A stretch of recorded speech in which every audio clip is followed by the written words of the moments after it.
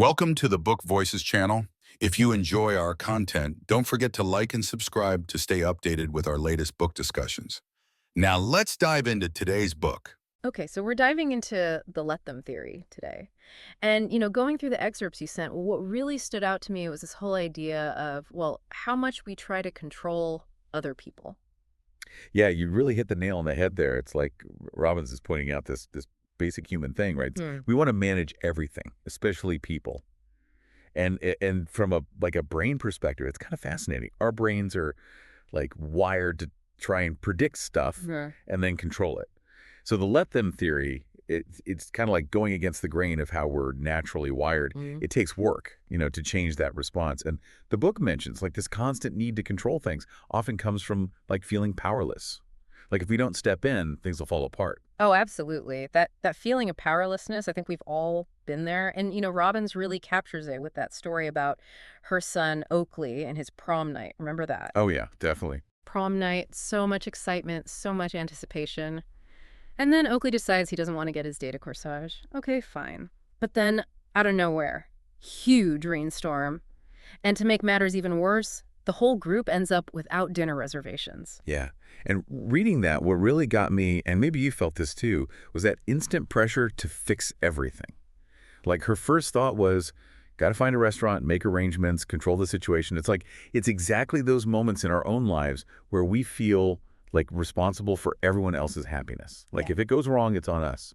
But as the book says, that kind of thinking, trying to control things we can't, it usually just leaves us feeling, even more stressed and frustrated. Totally. But that's where things shift. And this is a big takeaway from the book. Instead of freaking out, trying to control everything, Robbins just let go. Hmm. Gave Oakley money for Amigos, the local taco place, and basically said, go have fun. And guess what? He had a blast. Exactly. He was happy. And Robbins realized she'd been wasting so much energy on stuff she couldn't change.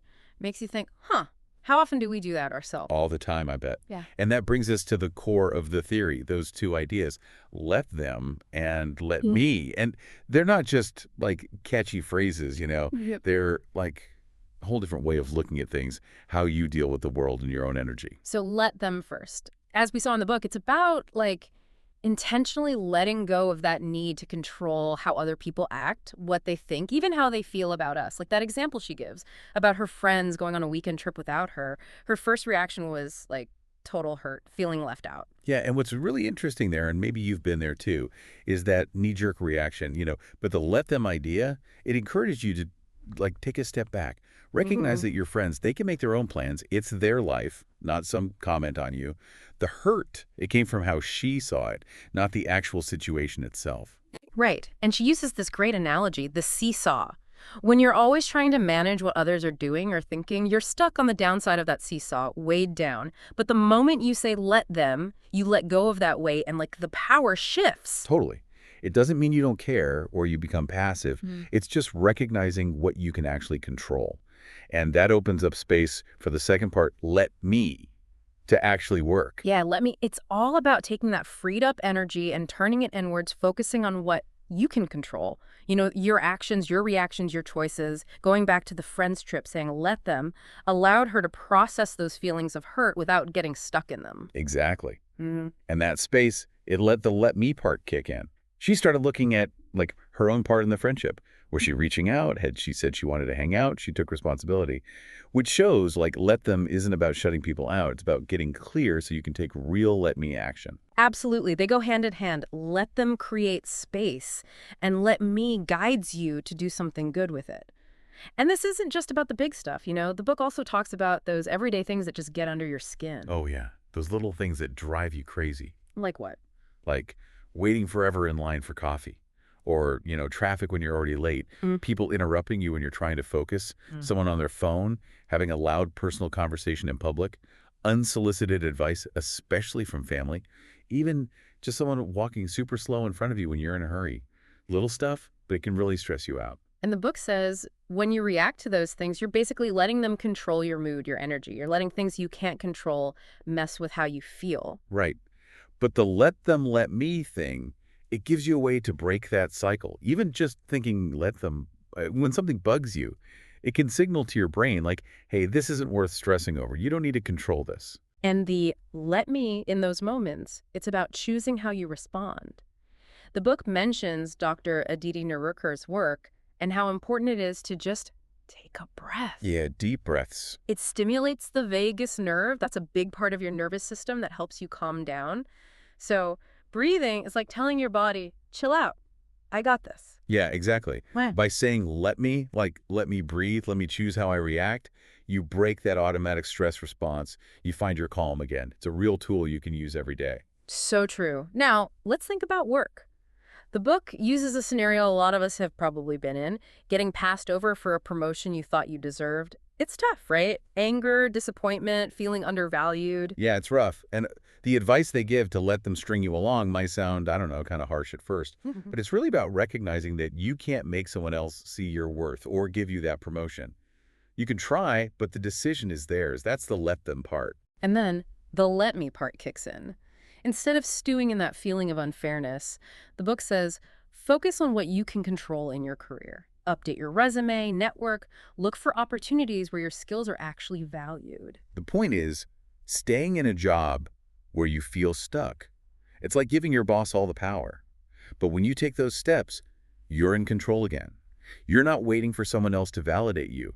You're in charge of your own path. That idea of taking back your power, it's so important when you think about how much we worry about what other people think. So many of us, maybe even you listening right now, spend so much time wondering, what will people think of my choices, my looks, my beliefs? It's crazy, right? The amount of mental energy we use trying to guess what people think, even though we can't actually control it. The book's advice here is so freeing. Let them think whatever the heck they want to think. Because, let's face it, you can't control what's going on in someone else's head. It's like a weight off your shoulders, When you really get that other people's opinions aren't a reflection of you, it frees you up to just be yourself without second-guessing everything. Right. But it's important to be clear that the book makes this point too. Let them doesn't mean ignoring how others feel. It's about balance between your own well-being and what people expect from you.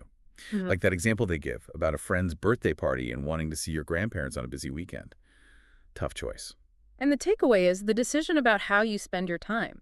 It should come from what feels right to you, what matches your values. It shouldn't just be about trying to avoid disappointing someone or making them happy. Exactly. The book asks, what will make you feel proud of how you spent your time? What actions feel right to you? When your choices come from that place inside you, it's easier to deal with people not agreeing with you. Okay, now let's talk about family. Family relationships, they can be amazing, but also so stressful, especially when family starts giving opinions that feel more like, well, trying to control your life. Yeah. What's important to remember, and the book talks about this, is that families are like systems. Everything's connected. Your choices, big ones like divorce or a career change, even just having different beliefs, it can shake things up in the whole family, change roles and expectations. And the book talks about step-parents, which can be really tricky. The advice there, it's powerful. Let them grieve. Let stepchildren have their feelings, even if they're negative towards you. Recognize that you being there, it changes their family. Grief is natural. Yeah. By letting them feel their emotions, not forcing a connection or like this happy blended family thing, you're actually building a stronger base for the future. Mhm. It takes patience. Be willing to step back and let them process things. And to help figure out those complicated relationships, the book talks about this frame of reference tool. Huh. This part, I think, could be really helpful for, understanding where other people are coming from. Like, the author shares how her own mom didn't approve of her marrying someone from the East Coast. Right. And what's so interesting is that when she understood her mom's fear, the fear of her daughter moving far away, it changed her perspective.